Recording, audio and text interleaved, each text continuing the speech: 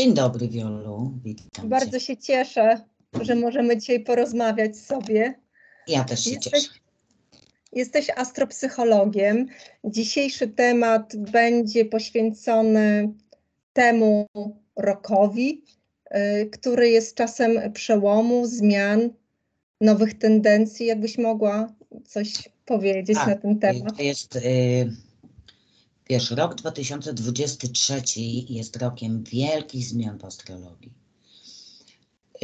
No, dzieją się rzeczy niesamowite, wyjątkowe, ponieważ aż 3 planety zmieniają znaki. Najważniejszą zmianą jest Pluton, ponieważ Pluton jest najwolniejszą planetą. Niektórzy mówią, że już nie jest planetą, ale w astrologii jest brany pod uwagę jako planeta i on, cały zodiak, przechodzi przez 248 lat, więc bardzo długo jest w każdym znaku i jest to planeta, która wpływa na całe pokolenie, czyli wyznacza zmiany. Tam, gdzie wchodzi, tam w pewnym sensie uśmierca coś, po to, żeby coś mógł stworzyć na nowo. Przez ostatnie lata, przez ostatnie chyba od 2008 roku był w znaku koziorożca, więc jakby zmieniał strefę koziorożca. A koziorożec to planeta Saturn i to są rządy, nasze ambicje, to są wszystkie stałe struktury, więc jakby Pluton zmienia wszystko to, co nie służy nam tak naprawdę. Bo on jest po to, żeby była ewolucja, żeby zmieniać coś, co ludziom nie służy i to uśmierca i tworzy coś nowego. Więc jakby przez te ostatnie lata zobaczyliśmy, tak? Jak wyglądają rządy demokratyczne, jak wygląda władza, czy rzeczywiście władza jest dla ludzi, co się tam dzieje na górze. Mieliśmy bardzo dużo afer, bardzo dużo różnych sytuacji się dowiedzieliśmy, otwierały nam się oczy, tak? System oparty na strefie koziorożca, na przykład szkolnictwo, edukacja, nie tylko w Polsce, ale na całym świecie. Wiemy, że jest niedostosowana do obecnych czasów, tak? Nie sprawdza się. Myślę, że też ulegnie bardzo dużej zmianie, tak? Więc co się stanie, jak Pluton wejdzie do Wodnika? Ostatni raz był w Wodniku, o Boże, od 1770 do 1790 roku. Się na świecie działy bardzo duże zmiany, tak? Wiemy, co się działo. Rewolucja francuska, w Polsce na przykład, no wielki przewrót, tak? Wielki przewrót. Pierwsza konstytucja powstała, zaczęło tworzyć się społeczeństwo demokratyczne. Właściwie na całym świecie. Tak, ale to także utrata wolności przez Polaków i niepodległości, tak? Tak. Wiemy, co się działo, tak? Na początku no, byliśmy państwem, które pierwsze na świecie miało swoją konstytucję, tak? Bo to było coś ważnego. Później, no niestety, były rozbiory i Polska przestała istnieć na jakiś czas. Więc no duże zmiany, no ale jakby w świecie no, działy się takie zmiany, że no to było coś, co nie przychodziło ludziom w ogóle do głowy, że tak się może zmienić, tak? I teraz, no tak naprawdę nie wiemy, co się stanie, jak Pluton wejdzie do Wodnika. Płynie, jakby zobaczymy to, bo on wejdzie teraz na 3 miesiące, 23 marca do 10 czerwca będzie Pluton w Wodniku. Później cofnie się z powrotem do Koziorożca i w styczniu 24 z powrotem wejdzie do Wodnika i jeszcze później na pod koniec sierpnia, na wrzesień, październik i kawałek listopada też cofnie się do koziorożca. I później jak w listopadzie, już nie pamiętam, 23 chyba, wejdzie w 24 do Wodnika, to już tam zostanie. Więc jakby może dobrze, że no nie będzie się działo to tak od razu. Teraz jakby zobaczymy dużo zmian, tak? No jakby Wodnik jest znakiem rewolucji, tak? Wolności, niezależności, nowoczesnych technologii, internetu. Ma wiele, jak każdy znak ma plusy i ma minusy, tak? Pluton również ma swoją jasną stronę, ale bardziej znany jest z tej ciemnej. Może dlatego, że my się boimy zmian, tak? Jakby czujemy się bezpiecznie, jak wiemy, co będzie. Tak mówię z własnego doświadczenia i również moich klientów, tak? Jakby tutaj należy się przygotować na zmiany, że będą na pewno. Każdy z nas gdzieś ma tego Plutona w kosmogramie. Tak jak będzie wpływał na cały świat, tak będzie wpływał również na nasz kosmogram indywidualny. Każdy z nas gdzieś ma tego Wodnika w jakiejś sferze życia, gdzie będą bardzo duże zmiany. Nikt namawia do niezależności, do wolności. Jakby trzeba się uczyć na pewno iść do przodu, bo ten świat, który był, wcześniej już nie wróci. Tutaj myślę, że będzie wszystko szło bardziej w stronę właśnie zdalną, zdalna praca, zdalne nauczanie, wykorzystywanie w życiu codziennym tych nowoczesnych technologii, co wiemy, że ma swoje plusy, jak również minusy. Na przykład po zdalnym nauczaniu w trakcie pandemii było tak, że wśród młodzieży jeszcze nigdy nie było tak dużo depresji, myśli samobójczych. Jakby są badania, które też pokazują, tak, jak nowoczesne technologie też wpływają negatywnie na człowieka. One pomagają, ale mają też swoją ciemną stronę, tak? Więc jakby na pewno Pluton to przymus, Pluton to manipulacja, Pluton to śmierć, tak? Jakichś starych systemów, ale też w sposób taki, że on idzie jak czołg, tak? Idzie i niszczy wszystko. I mówi, to już nie będzie potrzebne. Więc przepisy pewnie, nowe tworzenie jakichś nowych ideologii. Wodnik, tak? Wodnik jest, idea to jest coś, po co on żyje, tak?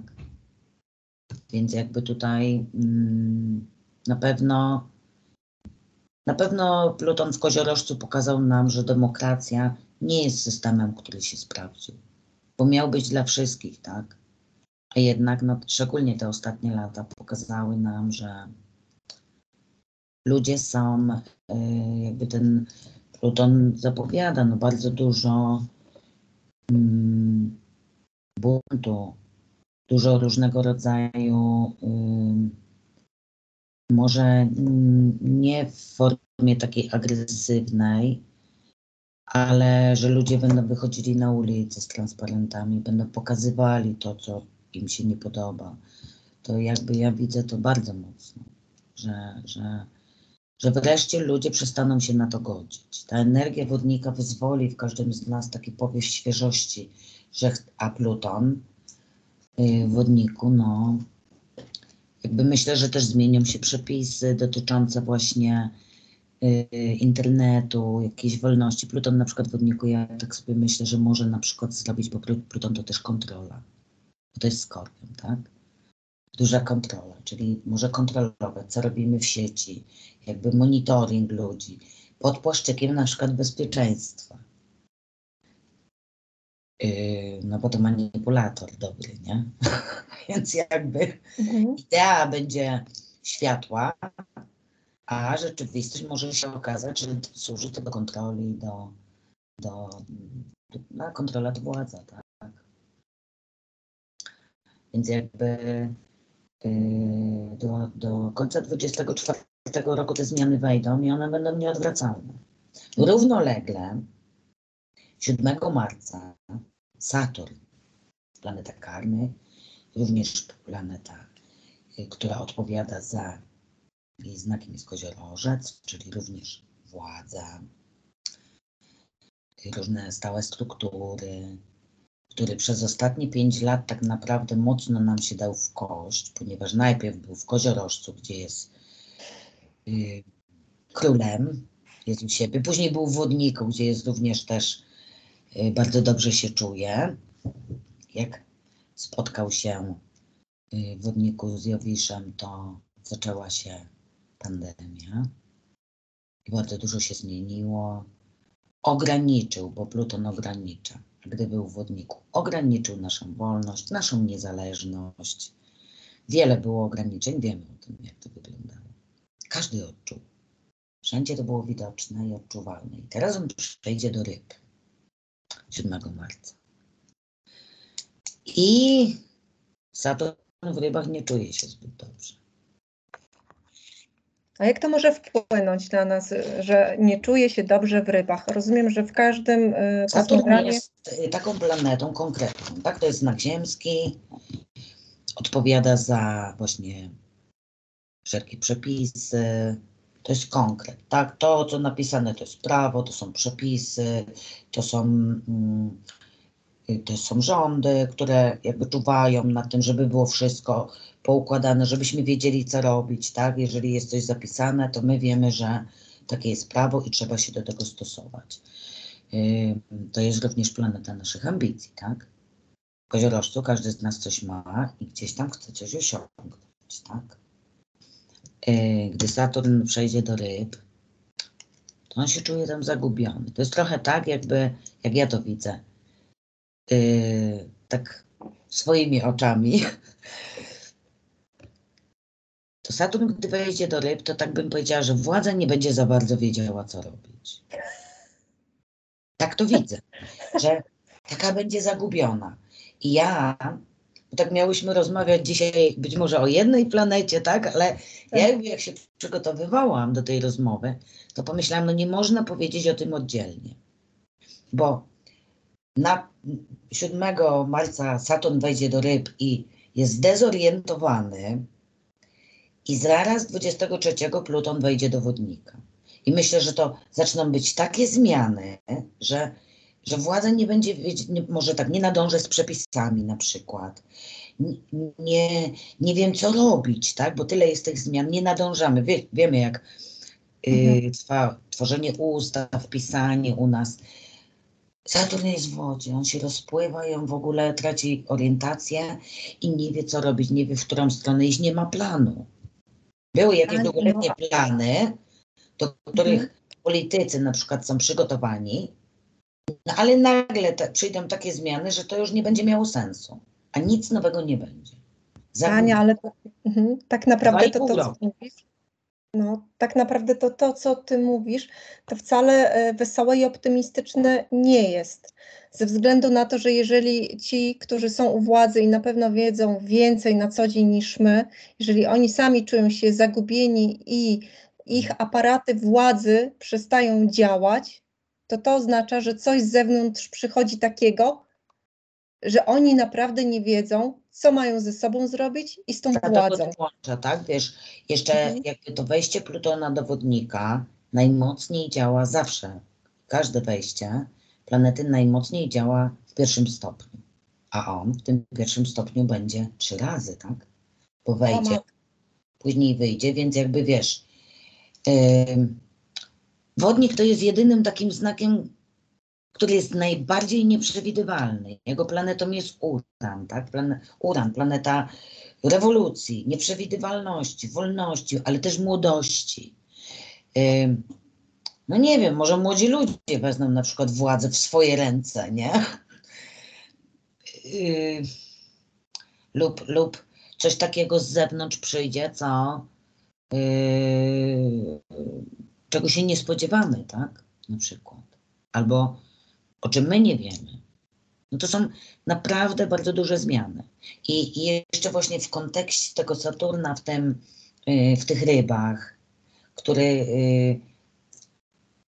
jakby jak my możemy pozytywnie wykorzystać tą energię.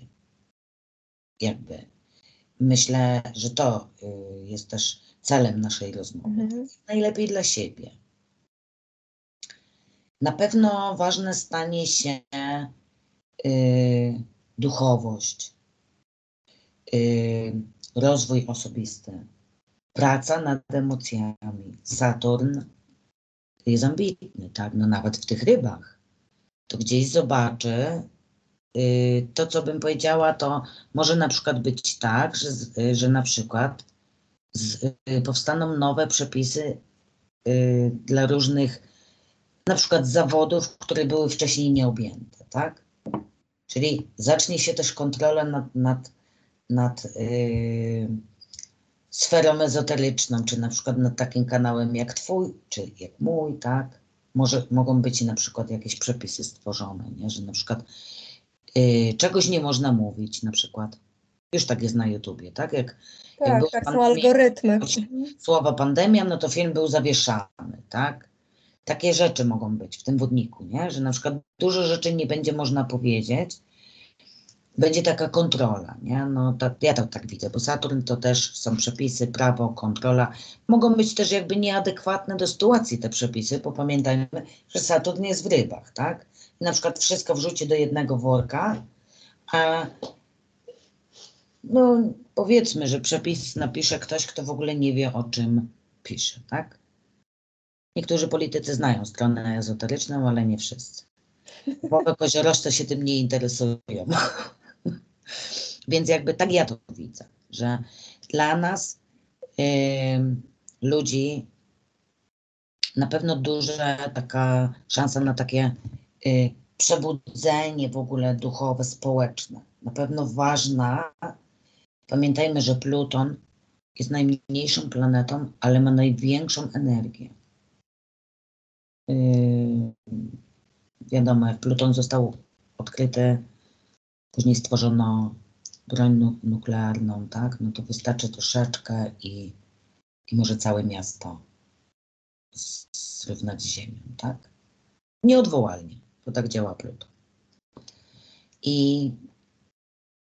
Ania, a jakie są pozytywne strony tego Plutona? Pozytywne strony są takie, że na pewno myślę, że będzie bardzo wiele nowoczesnych odkryć. Takich, które będą nam ułatwiały życie. Więc to jest takie pozytywne, że człowieka w wielu sytuacjach zastąpią nowoczesne technologie. Niektóre zawody mogą przestać istnieć na przykład. Już tutaj jakby widzę, że właśnie sztuczna inteligencja,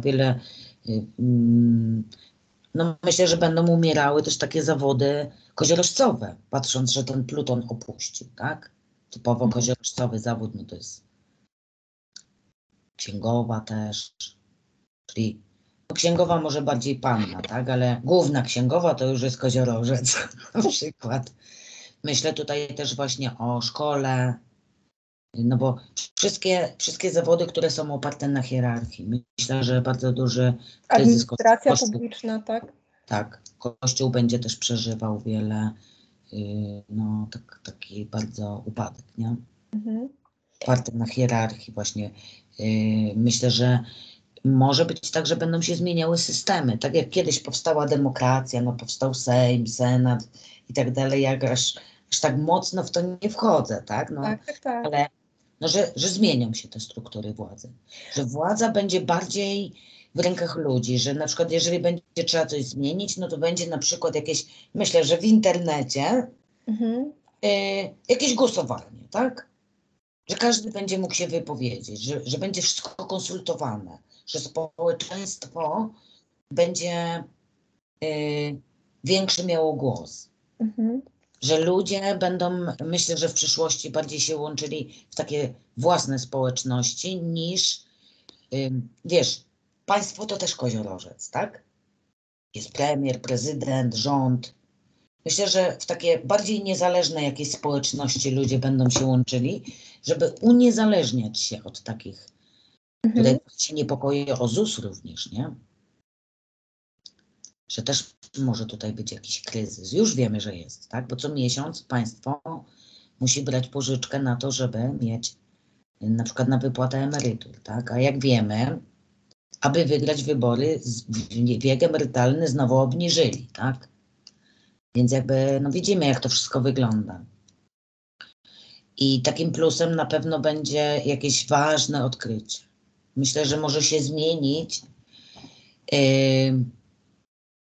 Tak myślałam o tym, że może być takie odkrycie na przykład, które zmieni świat pod kątem energii. Bo no to również jest koziorożec, taka wiesz, zależność od państwa, jedni od drugich kupują na przykład węgiel, jakieś tam ropę, tak? Że może być takie odkrycie, no bo to jest taki, wiesz, przebłysk po prostu geniuszu. Coś, co zmieni świat. I na przykład wyobraźmy sobie, że ktoś by nagle odkrył jakieś źródło energii, no nie wiem, że ty sobie kupisz coś takiego, postawisz tu i będziesz miała ciepło, będziesz miała prąd, nie wiem, no pomyśl, ile ludzi, ile w ogóle zawodów nie będzie potrzebnych wtedy. Całkowicie się zmieni świat.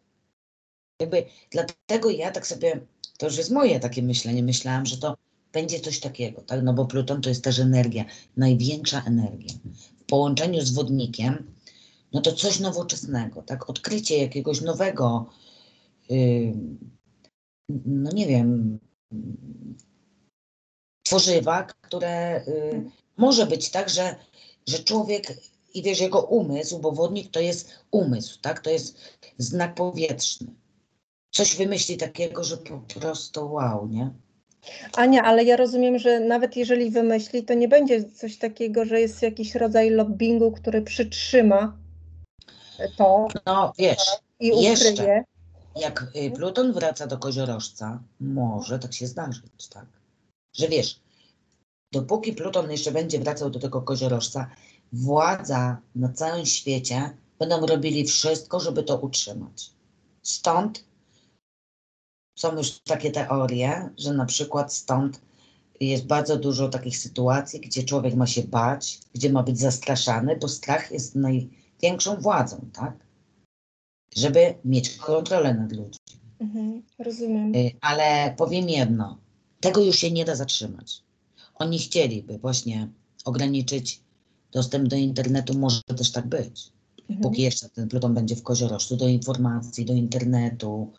No już teraz wiesz, że są sytuacje, że nie mogą ludzie manifestować przez wiadomo co, tak? No nie wolno wychodzić na ulicę, bo można się zakazić na przykład, nie? Więc jakby, no, nikt nie wie, czy co jest do końca prawdą, co nie. Taką mamy dezinformację. Taka dezinformacja, no to też jest no wielka, potężna siła do rządzenia, tak? Więc póki ten Pluton nie wyjdzie z koziorożca, to takie sytuacje mogą być, ale tak jak ci mówię, tego się nie da zatrzymać, tak? To nowe musi przyjść. I tak jak odkrycie elektryczności zmieniło świat całkowicie, nie od razu i nie we wszystkich miejscach, ale bardzo szybko, prawda? Tak, tak, tak. To był wynalazek na skalę światową, który zmienił cały świat.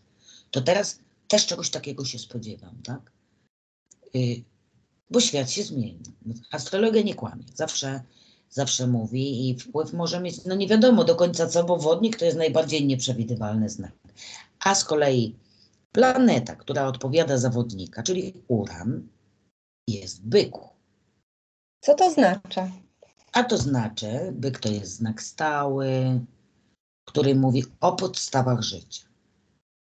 Czyli ja się dobrze czuję, jak mam co jeść, jak mam gdzie spać, jak jestem ubrana ciepło, jak jest mi wtedy przyjemnie i jestem zadowolona.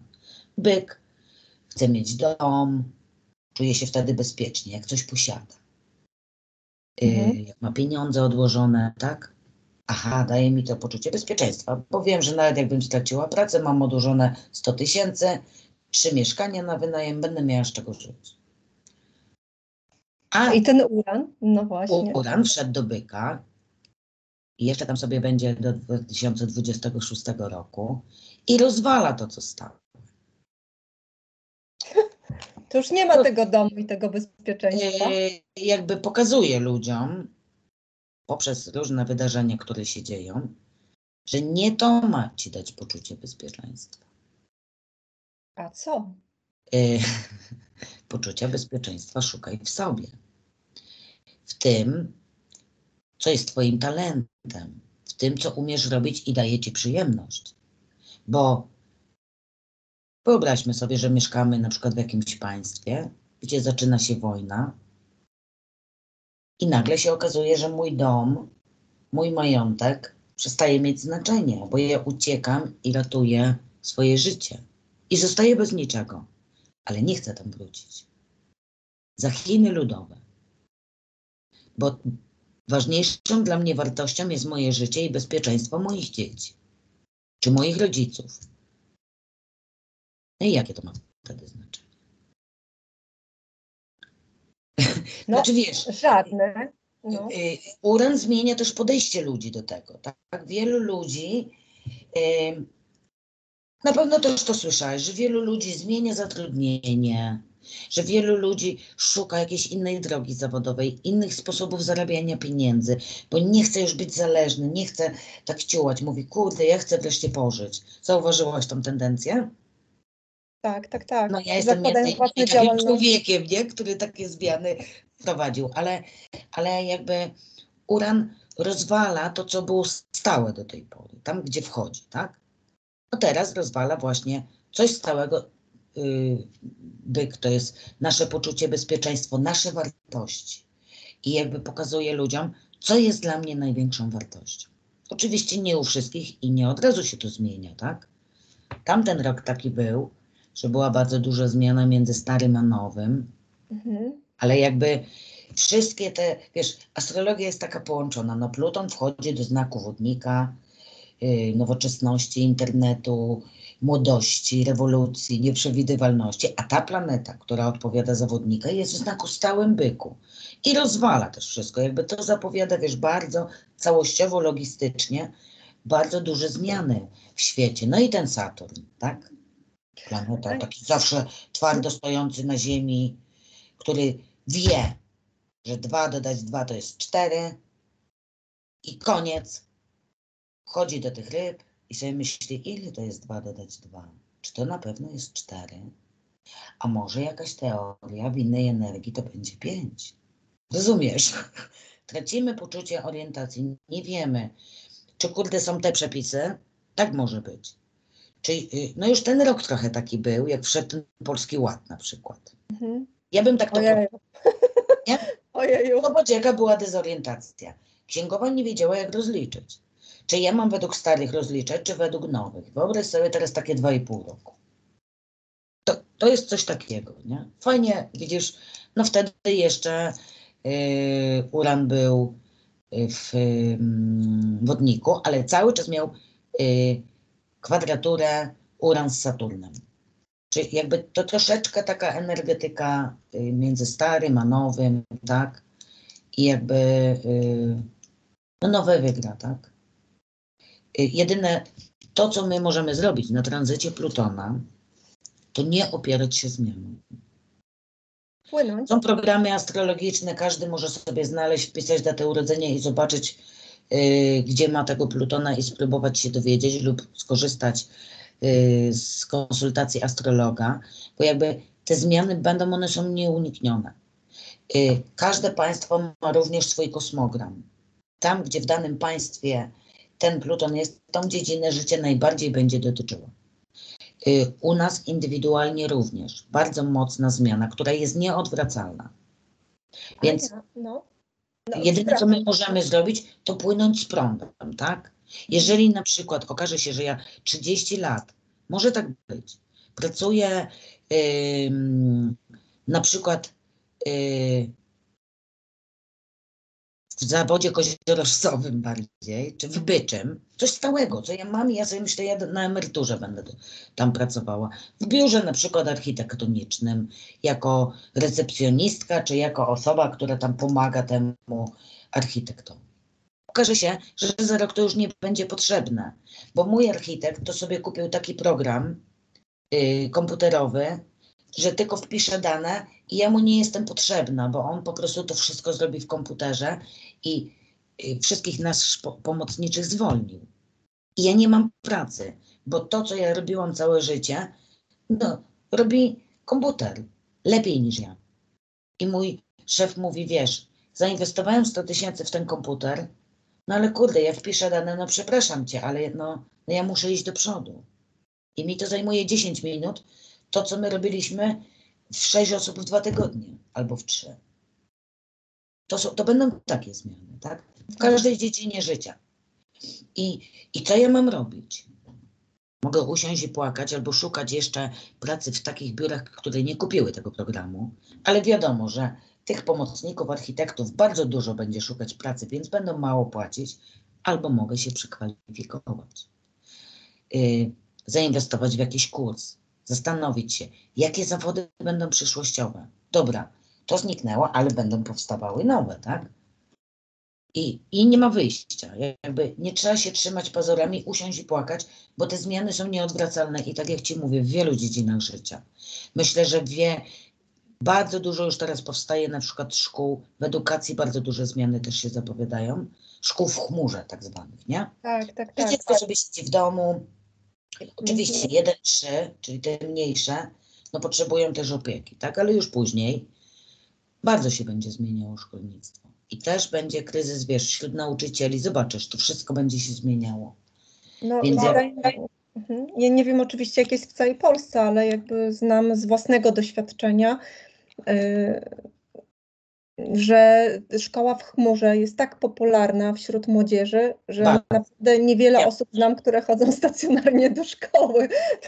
To jest coś niesamowitego. Jakby, wiesz, to pokazuje też te zmiany nieuniknione, tak? Że wszyscy chcemy wolności, niezależności, co oczywiście ma swoje plusy i minusy. Bo w szkole koziorożcowej, no, są jakieś zasady, wiem, że dziecko idzie, jest tam pilnowane, tak? No, idę do pracy, jest w domu, nie wiem, co robi. Może się nie uczy, tylko cały dzień gra w gry, tak? I mi się uzależni i ja sobie nie poradzę. To na pewno tutaj trzeba na to uważać, na tą destrukcyjną stronę, tak? Że wiadomo, no już tak jak mówię, jest bardzo dużo ludzi uzależnionych od sieci, od internetu, od gier, od mediów społecznościowych. To na pewno będą zagrożenia, które będą narastały, tak? Kolejna sprawa, o której chcę powiedzieć, no to już jakby w Chinach jest. Nie wiem, być może oni są bardziej wodnikowi. Jakby tak Rosja to wodnik. Rosja wodnik, ale że na przykład, wiesz, odgórnie państwowo będą powstawały przepisy, które będą ograniczały dostęp na przykład dzieciom do gier. Tam już jest tak, że na przykład rodzice do 13 roku życia nie mogą kupić dziecku telefonu lub tabletu. Jest to zakazane prawnie. Jeżeli to złamią i kupią, mogą nawet mieć odebrane prawa rodzicielskie, bo tam był tak duży odsetek samobójstw, depresji i wiesz, jakby zaczęli robić badania, no i połączyli to z nowoczesnymi technologiami, bo ludzki mózg jeszcze nigdy w ciągu istnienia świata nie był narażony na taką ilość bodźców jak teraz. I też nie wiemy, co się będzie działo z dziećmi, które, jak to mówią, urodziły się z telefonem w ręku, co się będzie działo z ich mózgami, z ich stroną emocjonalną, gdy oni będą mieli 30-40 lat. Też trzeba będzie to dostosować, tak? Więc wiesz, bardzo dużo zmian się zapowiada. Myślę, że właśnie zawodowo, tak jak ci mówię, nie? Że w wielu dziedzinach życia będą maszyny zastępowały ludzi lub technologie jakieś, tak? Jakieś obliczenia, właśnie jakby takie księgowe sprawy, że kupisz sobie jakiś program, który wiesz, online będzie się aktualizował, czyli na przykład wiesz, dzisiaj są przepisy takie. No, jeden człowiek będzie siedział, który jak się ustawa zmieni, czy coś wprowadzi i ty tylko wpiszesz dane co tego i wszystko ci będą rozliczać online, to będzie szło, nic nie będzie cię obchodziło. I rzesze ludzi stracą pracę, tak? Jakby no tak będzie, to jest nieuniknione, więc jakby coś innego, no ktoś będzie musiał obsługiwać te różne rzeczy, tak? No nauczyć się tego języka technologicznego. Ja rozumiem, że to są też z jednej strony fajne rzeczy, no bo człowiek nie będzie Ludzie musiał będą mieli więcej czasu. Nie będą musieli tak. tak ciężko pracować, jak w Koziorożcu był Pluton. Tylko Byliśmy zmuszani do ciężkiej pracy, tak? Tylko to Ania, wartości. ale ja też rozumiem, że ta ciężka praca między innymi była po to, żeby ludzie mieli za co żyć, tak? I ja się obawiam takiej sytuacji, że właśnie przekształcamy wszystko, wprowadzamy sztuczną inteligencję do zakładów pracy. Ludzie muszą się przekształcić, tak? W swoich zawodach, w wykonywanych jakichś działalnościach na co dzień. I teraz zanim dojdzie do tego, że oni zmobilizują się i przekształcą, to zobacz, ile może być stresu, chorób, samobójstw. Tak, może tak być, tak. I A dlatego poza tym warto przygotować się na to, że tak będzie, żeby to nie było takim zaskoczeniem, tak, że jednak nie da się uniknąć i trzeba iść w tą nową stronę. ja to, no, Pamiętasz, jak ostatnio Saturn, bo ja to sprawdzałam, był w Koziorożcu, w Rybach, to zagubienie takie, to w Polsce był okres tej transformacji. To był 9,4 i 9,5. Ja pamiętam, ja jeszcze chodziłam do szkoły i pamiętam tak, jak mój brat skończył szkołę, no to od razu rejestrował się na zasiłek dla bezrobotnych, bo to było wtedy, że wiesz, wszystkie te zakłady podały. Ja jestem z rejonu Łodzi, to wszystkie tkalnie, przędzalnie, to było, wiesz, Zagłębie materiałów, tkalni, włókiennicze. włókiennicze, wszystko padło. Kolejki po prostu do urzędów pracy na 2-3 kilometry. Wiesz, ludzie zagubieni, no co ja mam robić, tak? Całe życie pracowałem w jednym zakładzie, no co ja mam robić? No i minęło powiedzmy 2,5 roku, co bardziej operatywni powykupywali maszyny, pozakładali prywatne przedsiębiorstwa, powstały szwalnie i wszyscy przeszli na szybciej, nie? Jakby, Czyli zobacz, no, wiesz, przystosowali się ludzie do zmian. Nie? tak, ale czy to, Ania, można w ten sposób jakby porównać, że tak naprawdę weszli w siebie i zaczęli zastanawiać się, co ja takiego potrafię, co mogłabym robić, na przykład na własnej działalności gospodarczej lub w spółce z kimś, aby przynosiło mi to jakieś pieniądze? Wiesz to, mówię, ci bardziej operatywni. Część się załamała, siedziała w domu, płakała, Ale ja, zastanawia, jak ja wyżyję z tego zasiłku, a część, pamiętam, mój brat był młody, no tam nie miał rodziny, nie przejmował się, to tak, szedł, brał zasiłek dla bezrobotnych i pracował na czarno, nie? I miał 2 pensje. Pół roku później tak było. przepracował, po pół roku pracy należał się znowu zasiłek. Więc i tak 3 razy skorzystał, nie? Tak, Później cała się ta szara skończy. strefa. Więc jakby wiesz, człowiek to jest taki, że zawsze się dostosuje do zmian. A byli tacy, którzy poszli na ten zasiłek. Na przykład wtedy wszedł taki przepis, że był taki zasiłek przedemerytalny, czyli jak tam miałaś 5 czy 6 lat do emerytury, no to już do emerytury byłaś na tym zasiłku. Tak. I nic nie zrobili, tylko siedzieli na tym zasiłku i czekali na tą emeryturę. Ale też przetrwali, tak? Przeżyli. Być może mieli biedniej, bo jak kiedyś, wiesz, w tych włókienniczych, no zarabiało się średnią krajową, to nie było najgorzej. No a później taki zasiłek, no ale wiesz, każdy miał ten wybór, wiedział, że może coś zrobić, później już. Ale pierwsze pół roku to był taki chaos, że nikt nic nie wiedział. Gdzie ja mam się zarejestrować? Był w Łodzi, pamiętam, jeden urząd pracy. To wiesz, jak tak wszyscy poszli, no bo nigdy wcześniej w Polsce tak nie było, że było bezrobocie. Na niej pracował ten, kto nie chciał, tak? Tak, tak.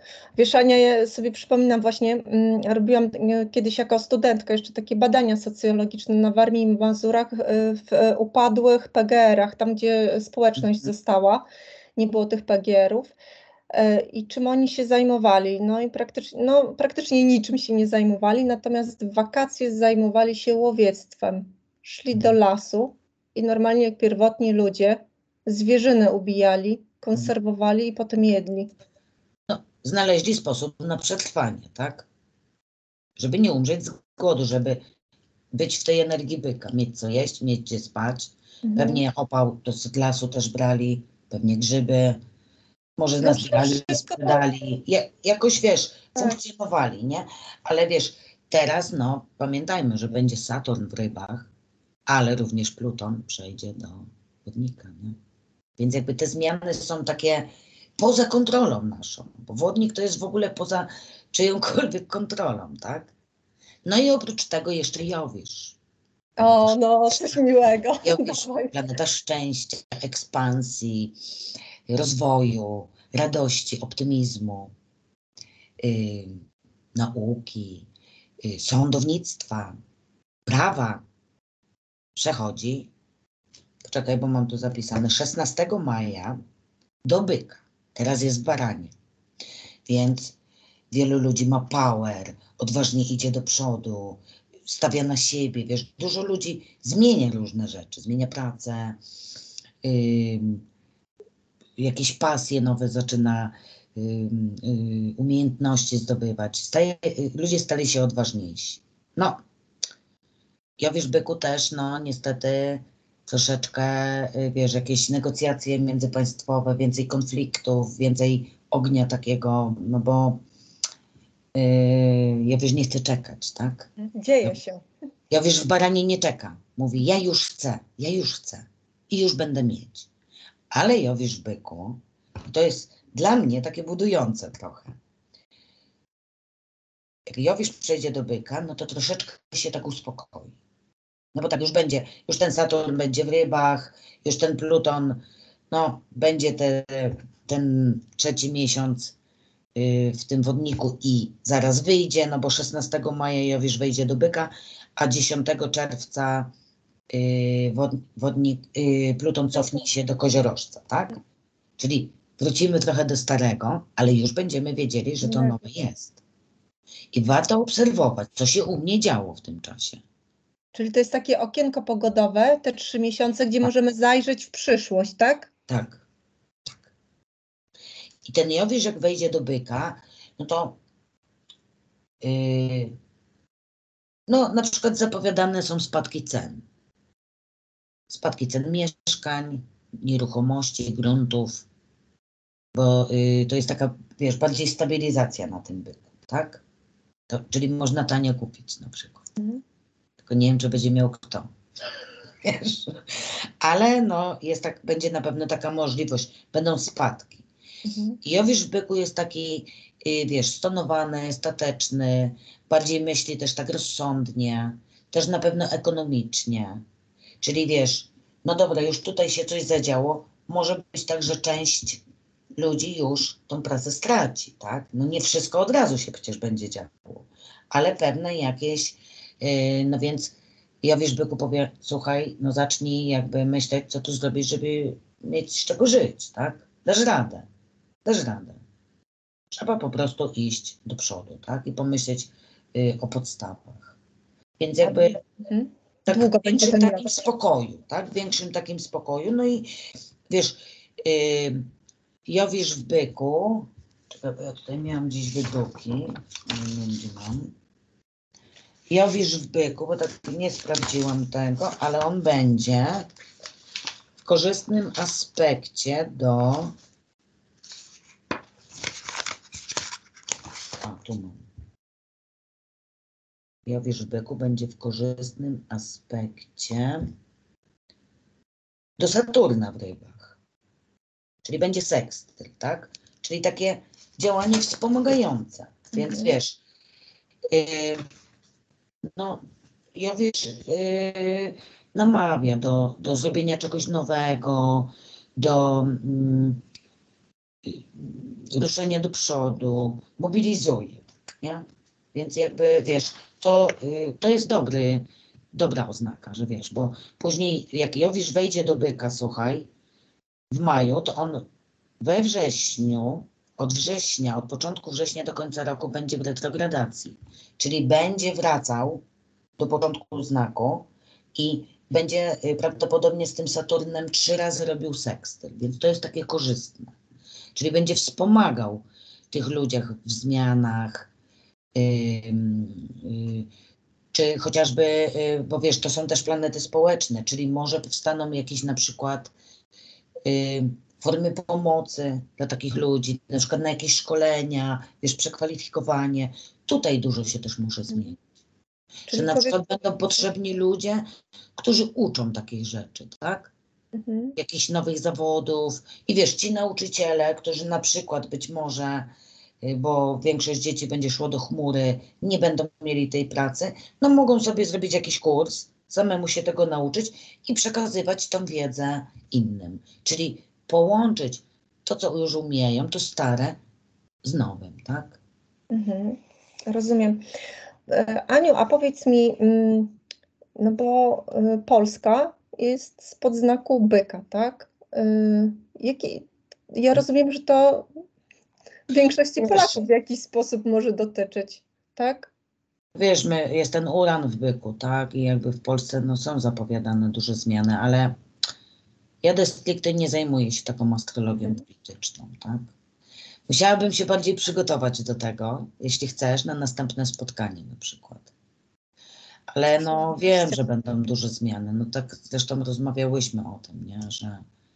Że no Polska niestety nie ma zbyt ciekawych tranzytów na ten rok, nie? Ale trzeba być dobrej myśli.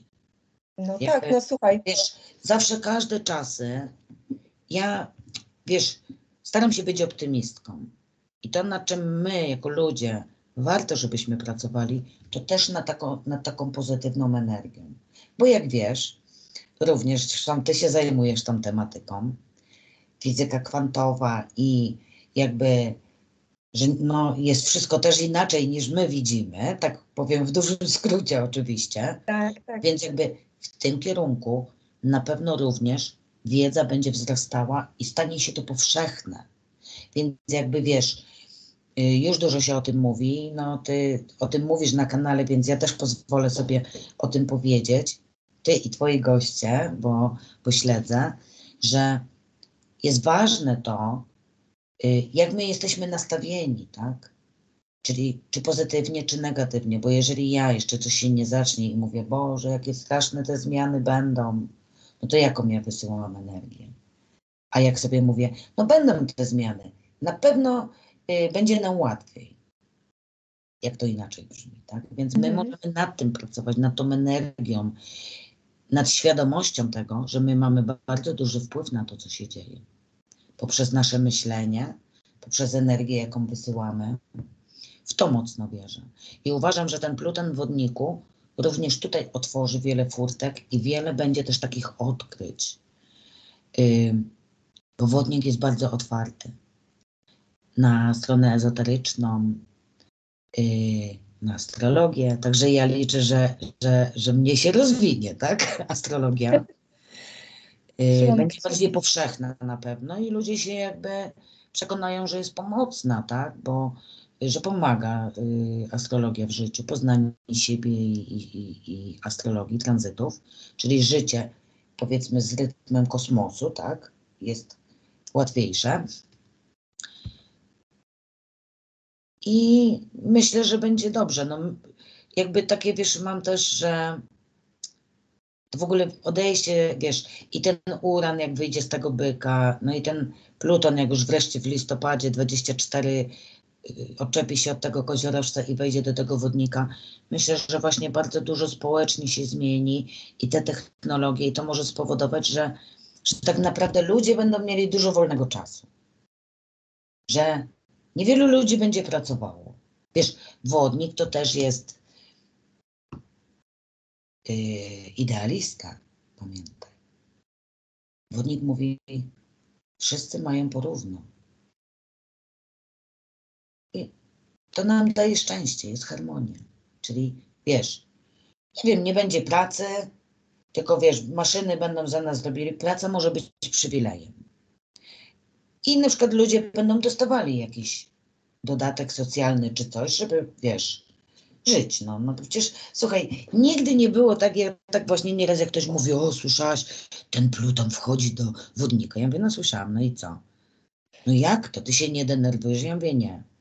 Bo badając świat historycznie i z każdej innej strony, to cokolwiek by się nie działo, to ludzie zawsze przetrwali. Zobacz, co się działo, jakie były tranzyty straszne, jak była II wojna światowa. I ludzie żyli. Ludzie żyli,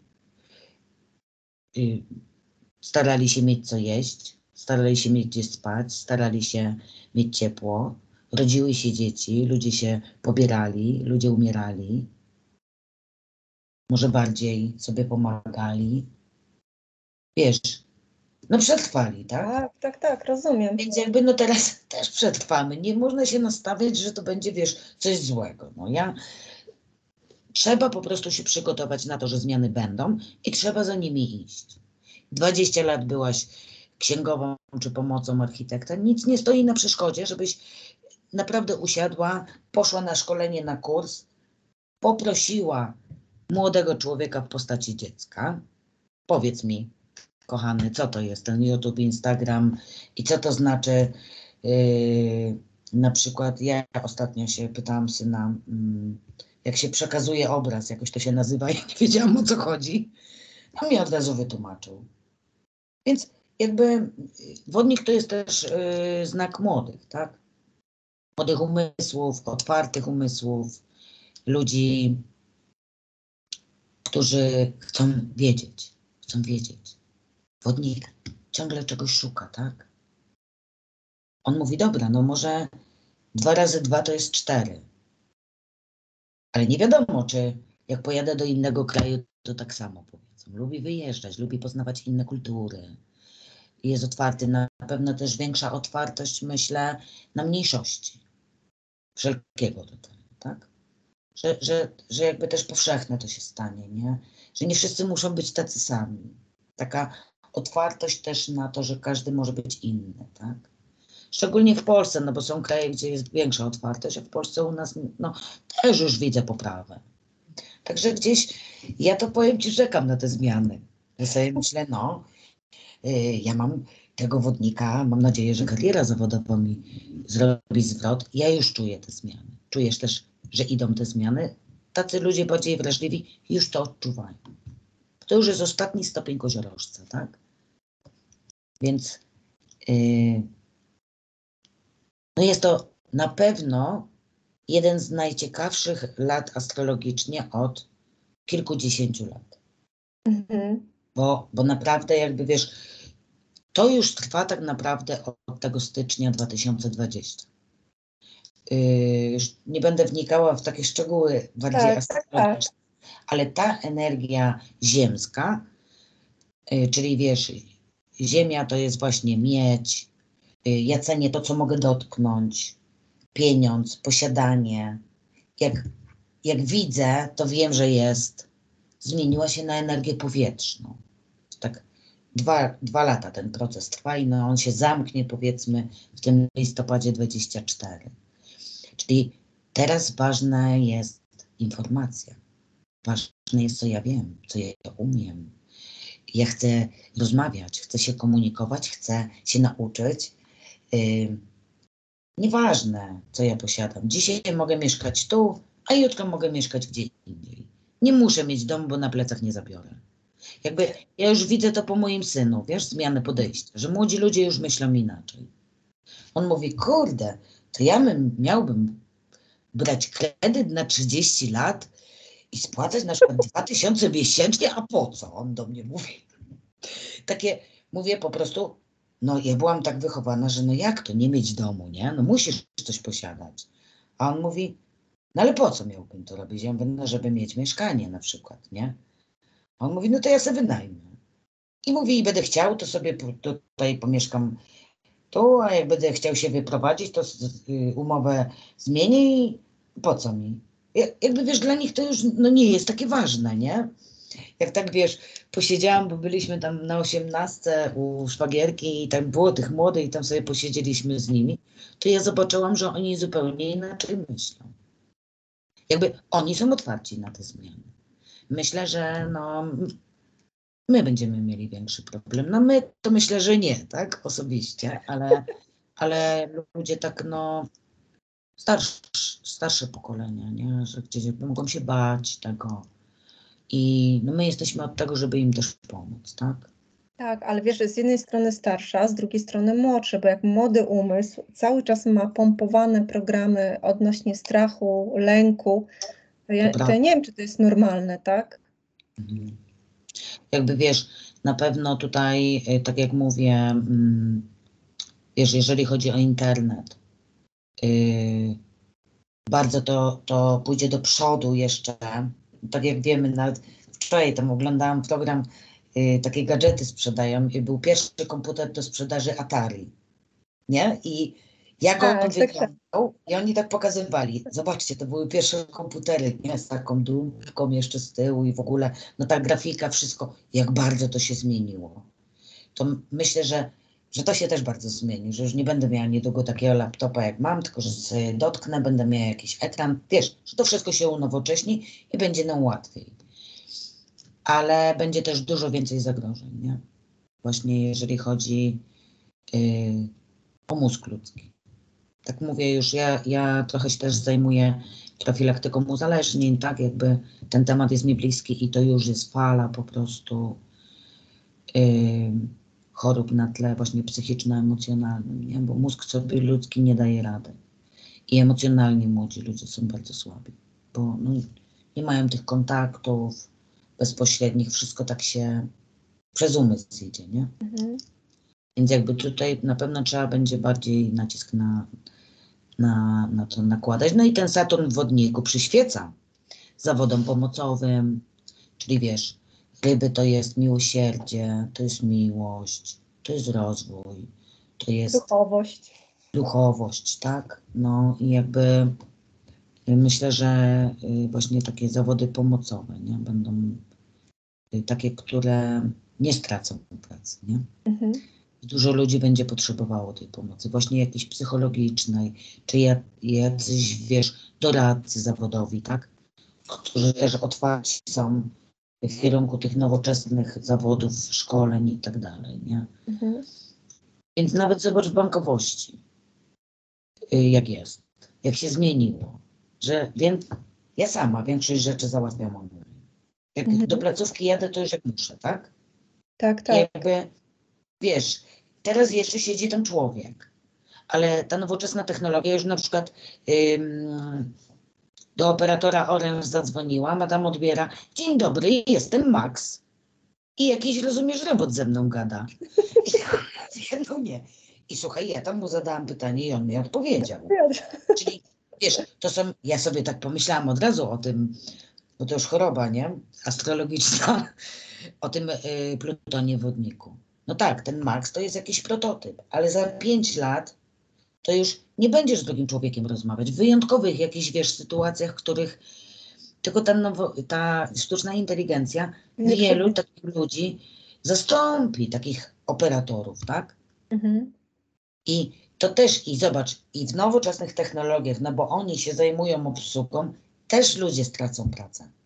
Trzeba będzie na coś innego się przekwalifikować i myślę, że to będzie takie zagubienie, tak? Tak, tak. Ania, już chciałam Ci takie ostatnie pytanie zadać. Powiedz mi, bo też się mówi o tym, że 2023 rok to nie tylko zaćmienia, o których dzisiaj nie rozmawiamy. Tak, nie tylko Pluton w wodniku czy Jowisz w byku, ale również jest to rok Marsa. Tak, pod patronatem Marsa, tak? Mars jest planetą siły, planetą agresji. W astrologii jest to planeta maleficzna, tak zwana złoczynna, tak? Oczywiście Mars ma swoje plusy i ma swoje minusy, ale jakby, wiesz, rok jest w energii Marsa, to znaczy, że będzie nerwowo. Że Mars nie jest łatwy do porozumienia. Mars, jego znakiem jest Baran lub starym władcą Skorpiona jest też współrządzi Skorpionem. Oba te znaki, Mars to jest, wiesz, ja idę i ma być tak, jak ja chcę. Ale ja rozumiem, że jak ktoś jest nieśmiały, zamknięty, to pomaga. Nie jest dyplomatyczny, jest agresywny, tak? Wszystko siłą załatwia Mars. Ciężko będzie się dogadać na przykład państwom, czy ludziom na jakichś wyższych szczeblach. Może być dużo konfliktów, mogą siebie straszyć nawzajem, atakować. Nie jest to rok dyplomacji na pewno, tak?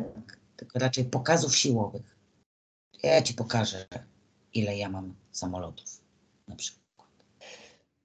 I przelecą nad twoim państwem i zobaczymy, czy się nie będziesz bał. Kiedyś, no wiesz, nie w roku Marsa, to by było usiądźmy do stołu, porozmawiajmy, nie? To wiesz, Mars nie lubi negocjacji, nie? Mówi, ma być tak, jak ja chcę. No i w zależności, jakie państwo, jak ma kosmogram, tak? To już by było, trzeba analizę zrobić. Może zajmę się trochę w końcu tą głębiej polityczną, trochę astrologią, bo tak mnie zaczęło trochę też intrygować. No i dlatego jakby wiesz, no może być też nerwowo, nie? I jeżeli chodzi o pogodę, to na przykład może być, wiesz, w roku Marsa dużo pożarów, to jest ogień, może być gorąco, być susza na przykład, tak? Później na przykład na chwilę może być, jak będą, wiesz, trudne aspekty na przykład Saturna, bardzo dużo wody, czyli wiesz, długo sucho, a później nagle na przykład bardzo dużo spadnie i to będzie w znaku wodnym, tak? Ten Saturn i dlatego? Tak, w rybach, nie? No, to też może być tak z tą wodą, ale tak nierównomiernie. I wiesz, jeszcze jest jeden trudny aspekt, bo 18 maja Jowisz, który będzie już 18 maja, bo on 16 maja wchodzi do byka, będzie miał kwadraturę do tego Plutona w Wodniku. Co to oznacza? To jest taki trudny aspekt, który, że jakby to jest taki dzień, no, w którym jakby dwie energie się zderzają. Jowisz w byku, a byk to jest coś stałego. Coś, co daje nam poczucie bezpieczeństwa, o czym już rozmawiałyśmy, tak? To wiem, że jest zawsze. I Pluton w Wodniku, nie? Mówi, ja zmieniam wszystko. No i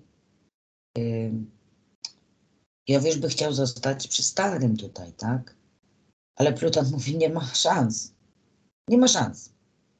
No i to jest takie, wiesz, nerwowość, czyli wiesz, może być, Jowisz to też są przepisy, sądownictwo na przykład, tak?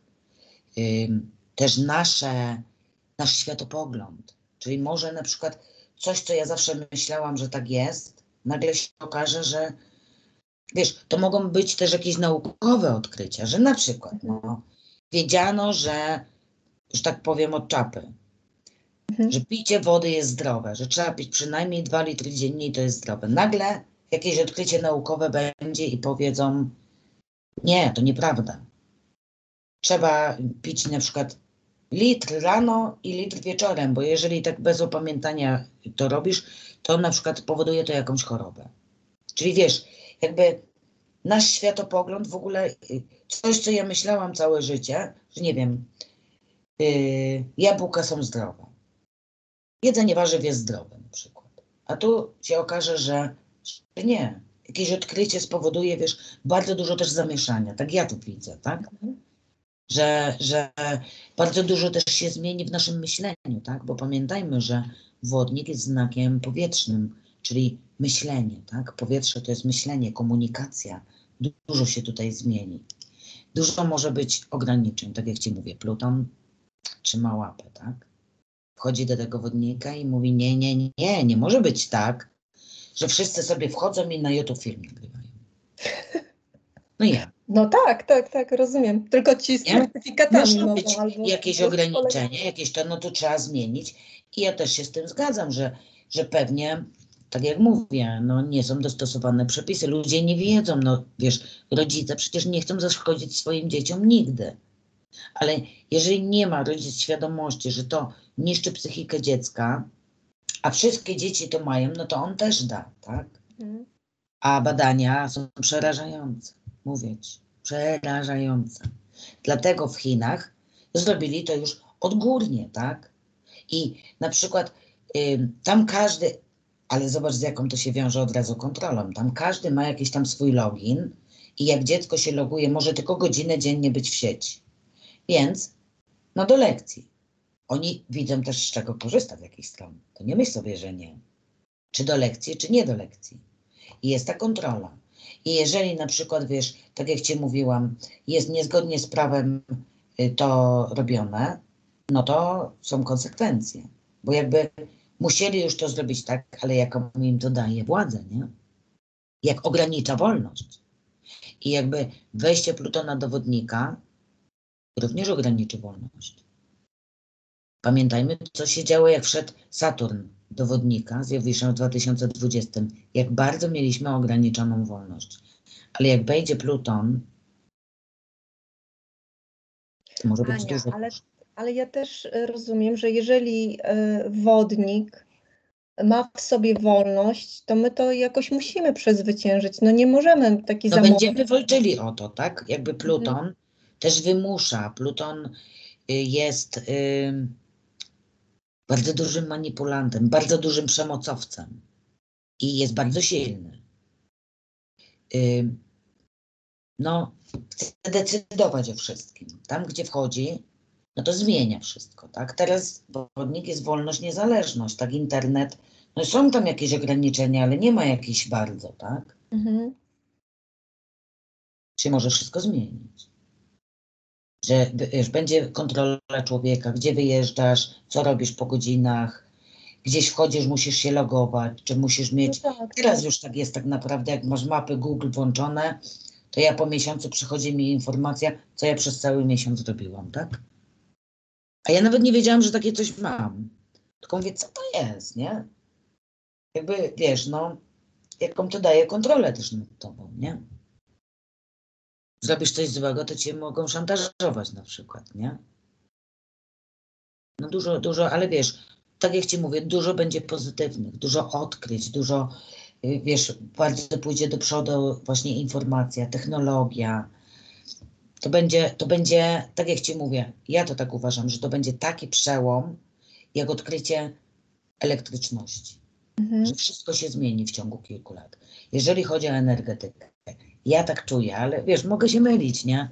To już mówię też dużo intuicyjnie i na podstawie tego, co przeczytałam i jakby połączyłam, tak? No ale jedyne, co pewne, to zmiany.